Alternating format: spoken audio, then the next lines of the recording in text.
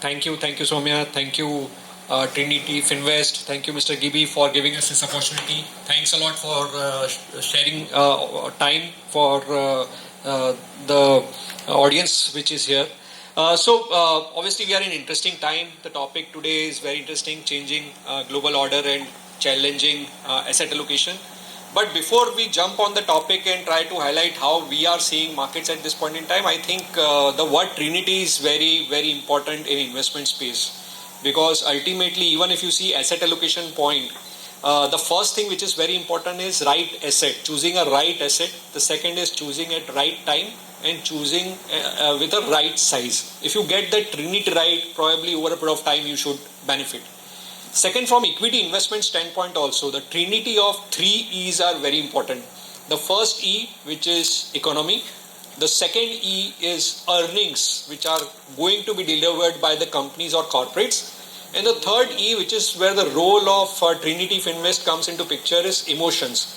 How we can manage the emotions of investors so that over a period of time they can benefit from the asset allocation and they can actually make wealth over a longer period of time.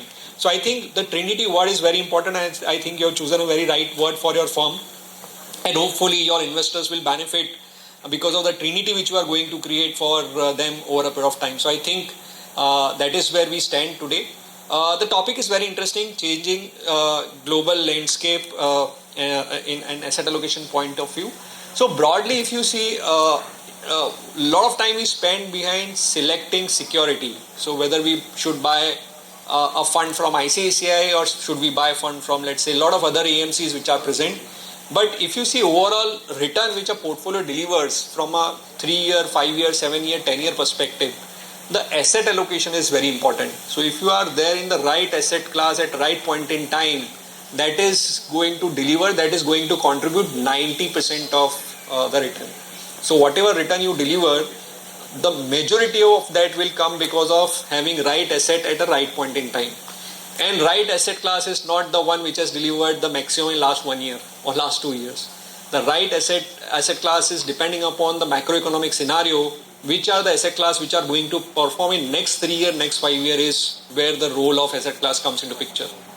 Second thing, from asset allocation standpoint also, so while there are a lot of asset classes which are there, be it equity, be it debt, be it real estate, be it gold or other commodities, one is your strategic asset allocation and the second is tactical asset allocation. The strategic asset allocation depends upon your investment time horizon. So if you have a 5-year time horizon, your asset allocation would be very different compared to someone who has got 15 years of time horizon.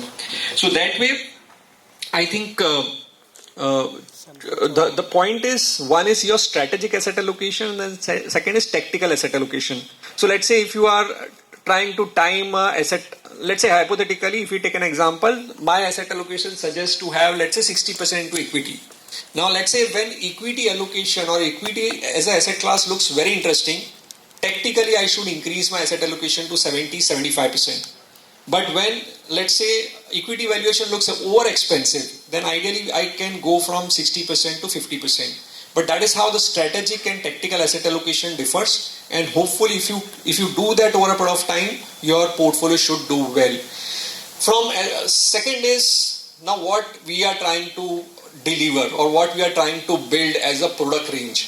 So obviously mutual fund is in a way of excellent product which has done very well in last 20-year period, 25-year period, and a lot of investors have benefited from that product. But what we have seen that over a period of time, specifically in last 5-year, 7-year, 10-year period, and I'm sure with the campaign which MFI, which is Association of Mutual Fund, is trying to run, which is Mutual Fund Sahi Hai.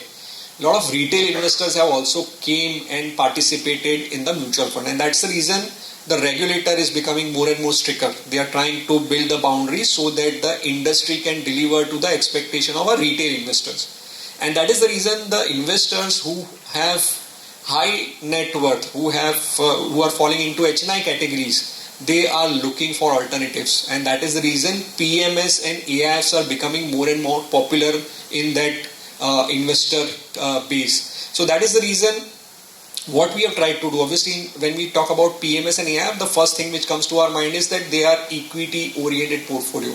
But in that also, there is flexibility to build other asset classes also. So what we have done over a period of time, apart from equity, we have debt offering also in AR space, and where the returns or the YTMs, which is yield to maturity, can go up to 13-14% also.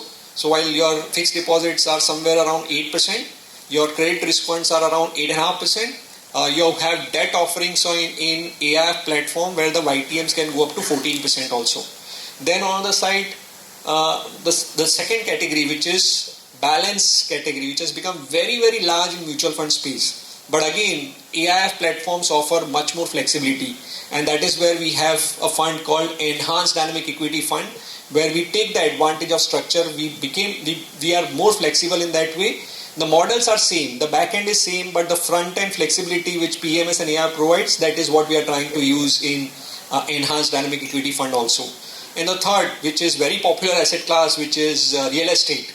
Now when we buy real estate in physical form, obviously we are limited with same geography in which we are residing, because that is the market which we understand. But obviously the opportunities are many. It is not that only one segment or one part of the country is growing. A lot of other parts are also growing, and there is possibility that the other parts are growing faster than the part in which we are staying. So let's say if hypothetically, let's say if I am staying in Mumbai, but other markets like NCR is growing at a very rapid pace. I understand Mumbai much more compared to NCR, but the fund which is having a fund management team which understand various geographies can take advantage of those opportunities also. And that is where the office yield optimizer, which is OYO in our company, it's called OYO, is trying to capitalize those opportunities also. I think the structure again offers a very interesting proposition where we take advantage of leverage.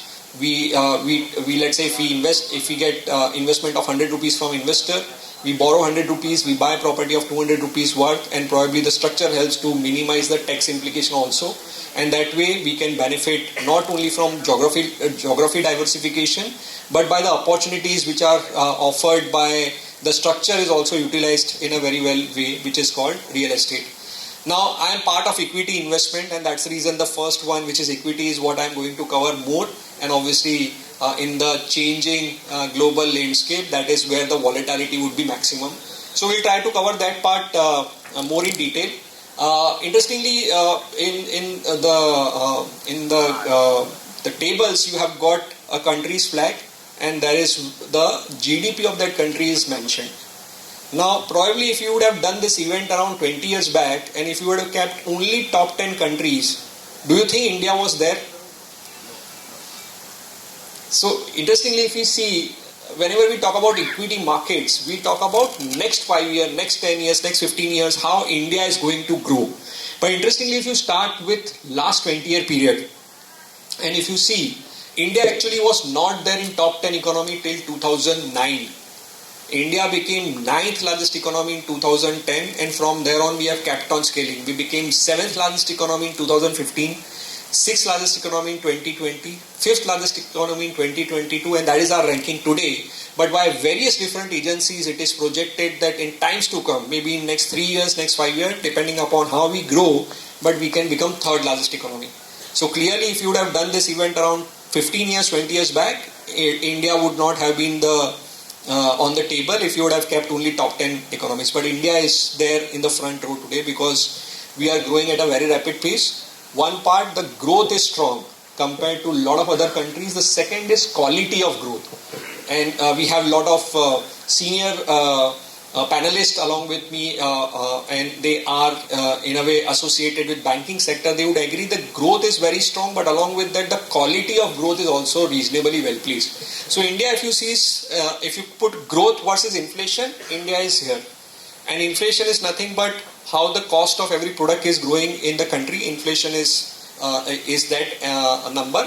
But if you put growth versus inflation, on one side the growth is strong, the second side inflation is in control. And normally if inflation is in control, then interest rate can be used by RBI as a tool to push the growth if required. And I'm sure if you see in last 3-month period, we have already seen 2 rate cuts, because now the focus is how we can improve or push the growth pedal, because the global volatility is the main reason. The third is stability of growth. So one is growth, the second is quality of growth, and the third is stability of growth. The stability of growth is also very well placed today because of all of us, because of large population which we have as a country. And interestingly, if you would have divided India's population based on income group, 20 years back the lower income group used to dominate the population. But today if you see, the middle income group is dominating the population. In any country, whenever middle income group starts dominating the population, premiumization as a trend picks up in a very big way. And I'm sure there are a lot of families in the room, they can agree. 21 times the meals are cooked at our place in a week's time. Morning, afternoon, evening. 21 times we cook meal at home. How many times today we are ordering from outside, and how many times you are ordering from outside 5 years, 7 years back? This is nothing but the trend which I am trying to highlight. If you see numbers, the auto car sales number are very interesting to look at. 10 years back, SUVs used to contribute only 15% in the total car sales number. Today that number is more than 40%. An entry level segment used to contribute more than 40% 10 years back. That number today is around 25%, slightly lesser than 25%. I am sure you will agree that a lot of people who had bought their first car at least 20 years back, the first car used to be Alto or Maruti 800 or your Hyundai Santro. But people who are buying their first car today is not definitely that entry level segment. People are actually moving much more higher in that budget. And that is the trend which I am trying to highlight. How many times we are traveling abroad today, and people around us are traveling abroad today? How many of them were traveling 10 years back, 15 years back? Clearly this is the trend which I am trying to highlight. But the consumption actually was going through tougher times in last few years, and that is what government is trying to address. But before going to that, you can see this line is highlighting how the infra spending was in last 10-year period, and this is consumption spending as a percentage of GDP. You can see infra spending kept on declining in this period from 2011 to 2019, and the economy was supported by the consumption. But after 2020, when there was COVID and the economy was under lockdown, government had started focusing a lot on infrastructure as a spending, and that's the reason you can see infra spending had improved. But this actually was going through tougher times. The consumption actually was not growing specifically in a very big way. And this part was addressed by government in this budget. They had announced some tax benefits to people who are earning around 12 lakh rupees. But I think the next is infra spending. And infra spending, if you see, has not changed in a very big way. The infra spending also continues to grow. The only thing is, previous 2-year period, the growth was very high. You can see this spending in 2022 was almost 6 lakh crore, went to 9.5 lakh crore. But in last 1 year period, it has moved from 10.2 to 11.2. So the percentage growth is lower, but it is growing. But this was the budget where government was trying to balance between the infra or capex and consumption. So that way, the balanced budget which we got this year is in a way a very positive step which government was trying to take. The point is, whatever I said in last 10 minutes highlights that India is very well placed from a next 5-year, 7-year perspective. But in same period, if we see, the second thing which is very constant is volatility. So one is wealth creation. The second constant is volatility. In the same period, from 2000 till to 2025, someone who invested 1 CR in 2020 in index itself, in India itself, the value of that 1 CR is 24 CR today. And we are not talking about any fund, we are talking about India, because this is top 200 companies performance. The 1 CR has become 24 CR, and normally whenever we go for a lot of these kind of investor interaction, we normally get a question that which is the next multi-bagger. I'm sure we'll be getting a lot of these kind of questions. Actually, India itself is a multi-bagger if you invest for a longer period of time. So this is what it is trying to highlight. But the second thing which is very common in this slide is volatility. We have tried to highlight how many times market have corrected by more than 20% or around 20%. And there were many instances where we had seen the volatility of 20% or more. The only thing is that reason will change, but volatility is going to continue. The more you try to control volatility, it will actually reduce your return. The focus has to be how we can minimize risk part of it. We'll cover that in detail. But the point is, what are the reasons because of which we are worried today? So we can make it more interactive. What are the reasons of worry today? Why we are worried? Are we worried or we are not worried? If we are not worried, then there is, in a way, there is no need of doing this session, because then the path is very clear. Are we worried or not? Yeah, global uncertainty. Global uncertainties. Global uncertainties.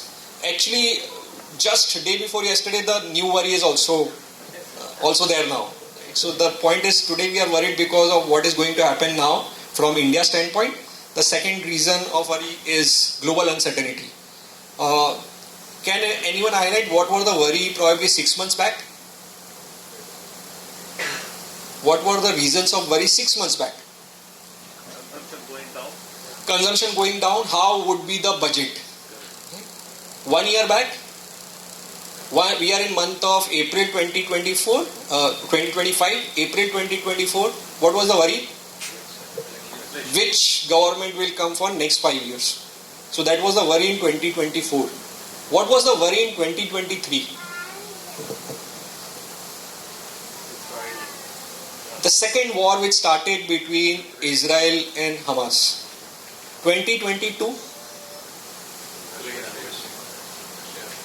So people from behind can also answer. It is not a classroom where only front people will only answer.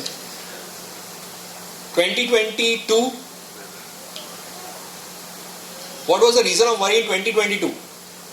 Russia-Ukraine crisis. If you remember, the crude oil prices went beyond $100 per barrel. We are net importer of crude, and obviously we will get impacted. That was the reason of worry. 2021, second wave of COVID. And actually from health standpoint, it was a worrisome situation. Every day morning you used to get a lot of negative news in your WhatsApp group. 2020, in this month, we were under lockdown. 2019,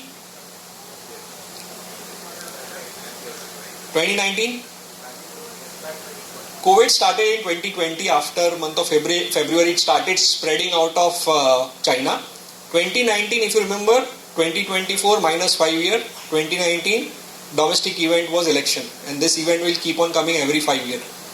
And 2019, the another reason of worry, if you remember from global standpoint, was the conflict which started between US and China, because of which the supply chains were getting disrupted, because of which the inflation was increasing, because of which the consumption was slowing down. 2018, NBFC crisis, IL&FS, DHFL, Yes Bank, Jet Airways, the balance sheet issues came up at that point in time. That was a reason of worry. 2017,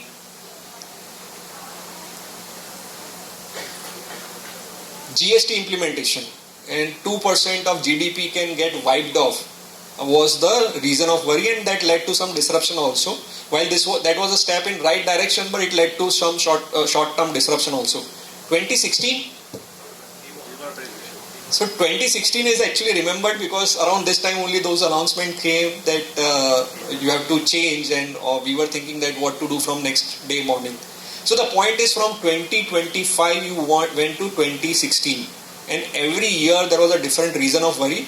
And today we remember every year, but if you go quarter by quarter, I'm sure you will remember different reasons of worry.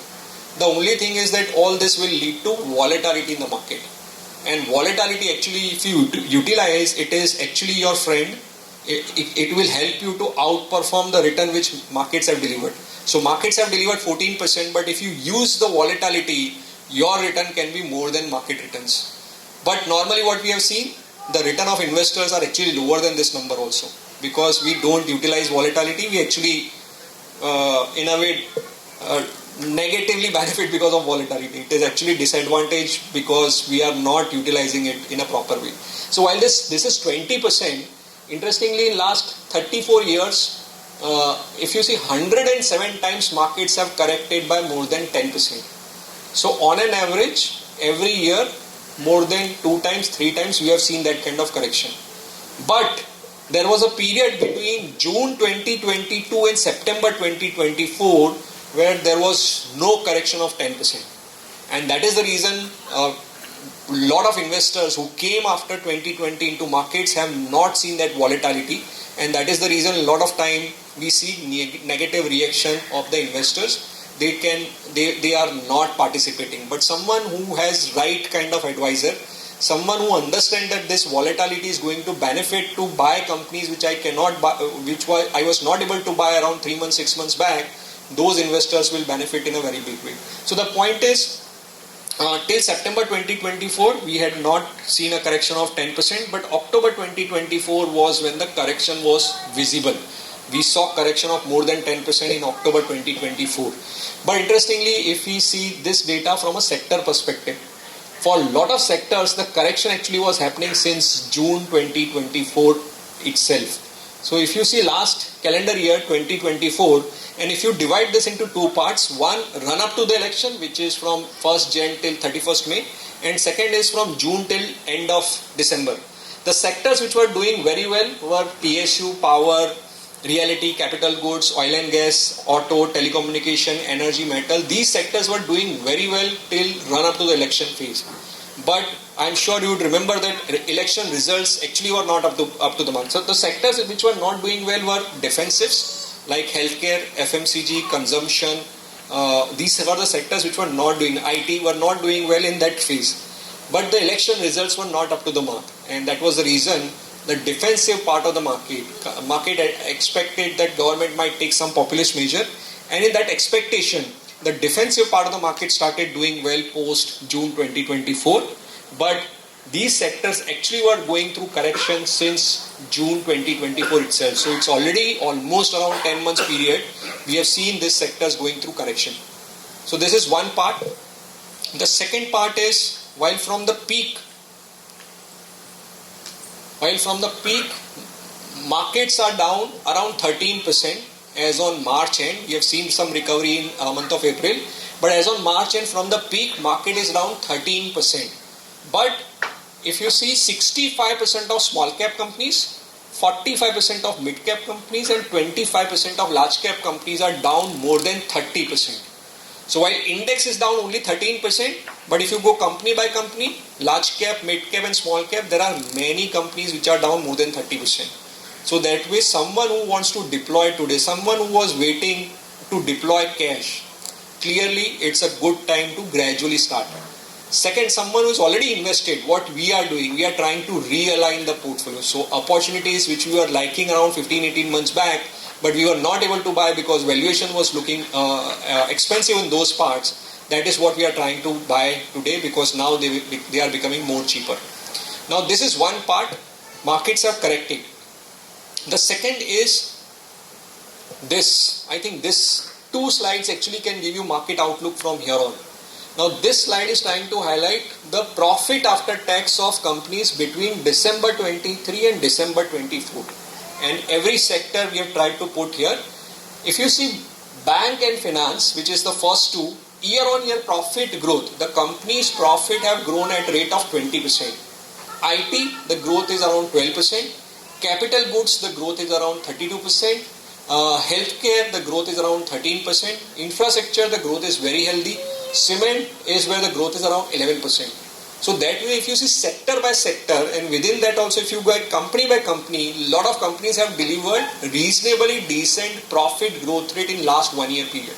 So on one side, fundamentally the companies have delivered the profit growth rate number, but because the sentiments were weaker, we have seen correction in those companies, and that is the reason valuations are becoming more and more attractive compared to what was the case around 12 months back or 6 months back or 9 months back.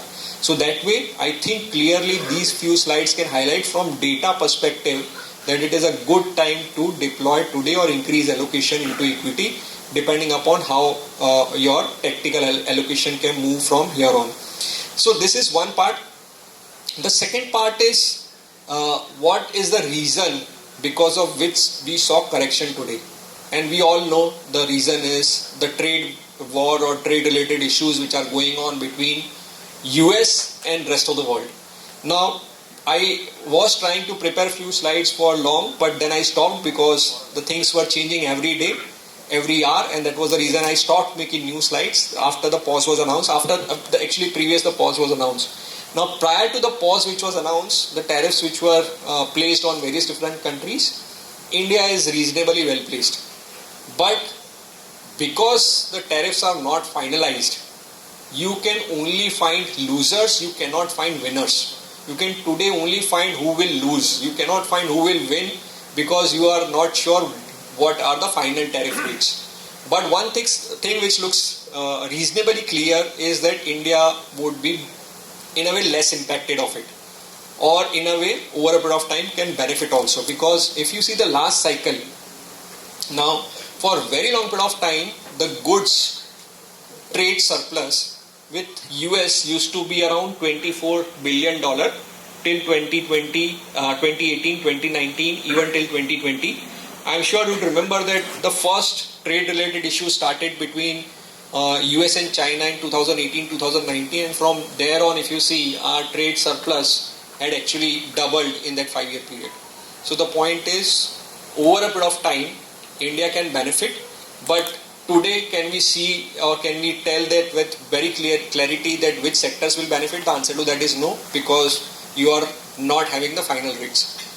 The point is, even if the these tariffs are reversed completely, but someone who is sitting out of corporate office in US will try to ensure that you are not dependent too much on any particular company, be any particular country, and that is the reason China plus one should continue from here on also. Now, in that, whether India will benefit or whether other countries will benefit, that time will tell, but clearly India is also reasonably well focused since last few years. Why I say so? Because if you see this data, this data again is a very important data. This data is between 2015 and 2024. So almost 10-year data, and if you divide this 10-year data between two parts, 15 to 19 and 19 to 24. So 15 to 19, if you see EPS CAGR, which is profit growth of large cap, mid cap and small cap, you can see profit growth of large cap, mid cap and small cap was less than 2%, around 2%. But after 2019, what we have seen, if you see the last column, the profit growth of large cap is upward of 15%. For mid cap, it is around 17-18%, and for small cap, the number is more than 40%. So profit growths have improved substantially post 2019. Now, what has changed? There are two things or two ways to look this data. If you see from a layman point of view, and if you analyze period of crisis of last 15-20 years, normally you'll observe that after every crisis, a stronger company becomes more stronger, because weaker players, the inefficient players, the non-serious players will vacate the market. That was happening during COVID and a post-COVID period. So that was one reason. The second reason was that there were a lot of issues between 15 and 19, but few positive steps were also taken. Like RERA, which is regulator for real estate, came in 16. To solve the NPA issue of banking sector, insolvency bankruptcy code also came in 16. GST came in 17. Corporate tax cut came in 19. PLI kind of initiative came after 2020, 2021. All of that also played a very significant role in this improving earning trend. Do you know when was Make in India announced? Anyone remember? Not from the front row now. When was Make in India announced? You can, so there is no prizes also and there is no penalty also. So you can guess. 15. It came in 14, sir. So it came in 14 after the elections. But the ecosystem which is required for manufacturing sector to do well came much later. 2-3 things which even a layman can understand what is required for manufacturing sector to do well. One, you want simplified tax structure. So if you want to operate in Kerala or if you want to operate in Kashmir, your tax structure should be same. And that came in form of GST in 2017. Then second thing what you want is lower tax rates, which came in corporate tax cut, which was announced in 2019. And then you want government support wherever required, which came in form of production link incentives after 2020 and 2021. So all of that which was required came much later. But the point which I am trying to highlight, that if you see this data is of indices. To understand from where the earning growth came after 2019, 2020, what we did, we tried to divide contributing after 2019 in a very big way. And this is something which is positive from a market standpoint or from investment standpoint, that you are not dependent only on one part of the economy, you are not dependent only on consumption, but manufacturing is also growing. Obviously, time will tell how much growth we can deliver, but clearly that is something which is very promising. We were able to recognize this trend slightly early in 2020, 2021. We took sizable amount of exposure into manufacturing allied in our portfolios, and portfolios are beneficiary of that. But today what we are doing, we are trying to be a balanced portfolio in terms of capex and consumption, because consumption also has not done so well in last 3 year, 5 year period. So we are trying to be very, very bottom up, because ultimately from here on, the companies which are in your portfolio is more important from an investment standpoint. So that is what we are trying to do today, trying to be very, very bottom up, trying to identify companies which are going to grow in times to come also, and companies which are going to in a way get less impacted because of whatever is happening today in the globe. Now, when I said that, the point which I am trying to highlight is that we are trying to become more bottom up. But before that, two things which I want to highlight, the trends which are changing. If you see government capex, so what was the reason sectors were not growing or not delivering? Because one reason was government capex actually was not growing for entire calendar year, because prior to election it slowed down, and post election it was expected to come up, but obviously because of various reasons it had not come up. But the green shoot, if you see after December and Jan 2025, the growth is gradually coming back. Now this is the growth on the higher base. Imagine once we reach September, October, because of the lower base also the growth will look optically very strong. The second, if you see liquidity, which again was very, very tight in the market during September 2024 when rupee was very volatile, it is again easing, and already we have seen 2 rate cuts and liquidity scenario improving. Again, all this is something which is positive indicators, but normally when the sentiments are negative, the positive indicators are ignored. If you just go back in 2022, the sentiments were so positive that negative news were getting ignored, right? You had Russia-Ukraine crisis, where the crude oil prices was increasing substantially, but sentiments were so positive that they were ignored, and market delivered more than 20% of return, mid and small cap delivered 40% of return. But that today, because the sentiments are weaker, the positive things like a stable government for next 5 years, clarity which government is going to remain in US, decent budget, and 2 rate cuts, all of these are ignored because the sentiments are weaker. Hopefully over a period of time, market will recognize whatever the ecosystem is trying to take steps, and hopefully over a period of time, the market should reward also. The positive, another indicator is that if you see September quarter and December quarter, and the 4 component of GDP, be it agriculture, manufacturing, utilities, services, government consumption, private consumption, government capex, everywhere you are seeing some bit of improvement, and hopefully once we get March quarter number, the trend should continue from here on also. So these are positive indicators, but as I said, what we are trying to do, we are not trying to follow any particular theme which we had done in last 3 year period by having more manufacturing in the portfolio. We are trying to be very, very bottom up at this point in time, because philosophy with which we are trying to operate specifically in the PMS side is that companies create wealth and not markets. So ultimately whatever we spoke about last 30 minutes or so, but ultimately what you have in your portfolio is more important. So I will not take too much of time, but this slide is very interesting to look at, that how many companies were there each year which had delivered more than 15% CAGR return over a 5 year period. So how to read this? 2004 to 2009, the index return was 19%, and there were around 240 companies which have delivered more than 15% CAGR return. So in this, the important 5 year period to look are 2007 to 2012. I am sure a lot of you would remember that in 2007, prior to global financial crisis, markets were at peak. They corrected, they recovered. 5 year return of market was minus 2%. But interestingly, in this 5 year period also, there were 77 companies which have delivered more than 15% CAGR return. So the point is, bottom up is very, very important. Even in the toughest phase of the market, you will find few companies which would have delivered positive return.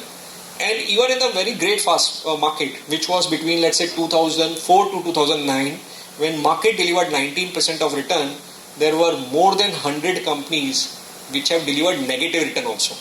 So the point is bottom up works both ways. If you buy right kind of companies, you will benefit from next 5-year perspective. And if you buy only past winners, maybe they will not deliver return for next 5-year period. So that is where the role of forward looking is very important. But I'm sure you would agree that this data is nothing but a past performance data. If you identify these companies at the end of 5-year period, it is not going to benefit. If you want to benefit, then you have to identify these companies at the start of 5-year period. And that is the reason you have to focus more on the drivers of the return. What will drive the return of stock prices? And what we believe the two main driver of the return, the first is profit growth rate and second is valuation. Profit growth rate is the main driver of the return, second is valuation. And valuation is a function of how the mood of the market is. If mood of the market is worried, more worried, then you get better valuation. If mood of the market is very positive, then you get higher valuation. So that way, in shorter period of time, the valuation is a function of how the mood of the market is. But from a longer term perspective, if you see 5-year, 7-year period, the valuation is actually a function of what action the managements are taking, what action the companies are taking.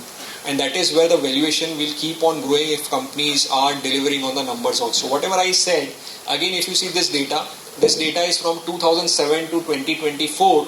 In this 17-year period, the companies which have delivered more than 15% return, if you analyze those companies, the growth, the profit growth of those companies was around 15%. The quality of earning, which is nothing but return on equity, remain upward of 15 for 15-year period. And that is the reason if you see the valuation for those kind of companies went from 20 PE multiple to 40 PE multiple. So investors were positively impacted of both. The PAT growth was also very strong and the PE multiple also expanded for them. Now if you see the bottom two rows, companies which have delivered negative return. First of all, the profit growth was negative. The second, quality of earning went from double digit to single digit. And that is the reason if you see the valuation also went from 21 to 11. So that way investors were negatively impacted of both. PAT growth was also not there and the PE multiple also went from 20 to 11. The third companies are very interesting to look at. These companies were able to deliver PAT growth rate of around 10% or so. But you can see the ROE, which is nothing but what action the managements are taking, kept on declining, went from 17 to 11. And that is the reason if you see valuation actually expanded, went from 20 to 25 only, which is nothing but an appreciation of 25% in absolute term, and that too over a 17-year period. So if you convert that into CAGR, it is nothing, negligible, less than 1%, around 1% number. So that way for this kind of companies, only one driver played out, which is earning growth rate, but the second driver had not played out. So the point is, if you get one driver right, you will make returns, but when you get both drivers right, that is where the multiplier effect can be much more stronger. That is what we are trying to do in our PMS portfolios by identifying businesses based on business management and valuation. So businesses which are growing faster than the sectors and sectors which are expected to do well compared to the overall economy. That is one part. The second is the quality of business. What kind of differentiating factor you have in business. For few it can be brand name, for few it can be distribution network, for few it can be cost advantage. So that is what we look for when we invest into business. Once we like the business, the second parameter is management and third is valuation. And we believe combination of all three is required. Now all this is philosophy, so I will take advantage of having a very strong team of Trinity to explain this more in detail. But ultimately if I show you the data, how the portfolios are positioned, and a lot of PMS portfolios which we are trying to manage, I think based on data you can observe the 4-year profit growth rate of the companies which we have in, let's say, contra portfolio. For index the number is 30%. For the companies which we have in the portfolio, the growth is around 45%. The quality of earning improving, where the ROE has moved from 10 to 15. And along with that, if you see valuation of contra portfolio is 18.5 compared to index which is 21.5. So first, the growth is strong, and the second is valuations are also reasonable, not only in terms of price to earning, but even in terms of price to book value. Now, there are various options which are available depending upon what kind of investment horizon you have, what kind of risk appetite you have. You can decide whether to invest into a diversified portfolio, whether to invest into only small cap oriented portfolio, or whether to invest only into a portfolio which is investing into large cap names.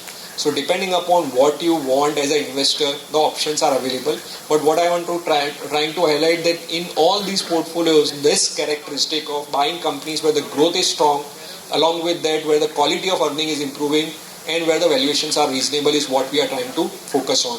So in terms of performance, I think the portfolios have done well in last 1 year, 2 year, 3 year, 4 year, 5 year. This is nothing but a report card.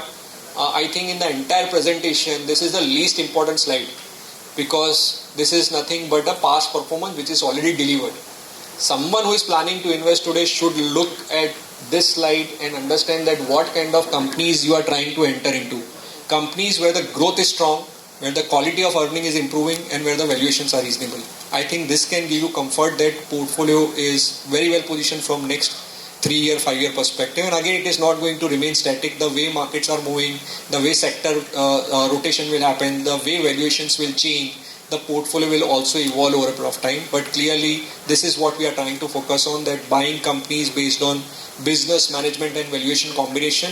And if we can do that consistently over a period of time, I'm sure the investor in these portfolios will be a big beneficiary and they will be a very happy investor at the end of 5 year, 7 year period. So with this, I'll pause here and I'll be happy to answer any queries, any questions if you have. Thanks a lot for your patience listening. Thank you.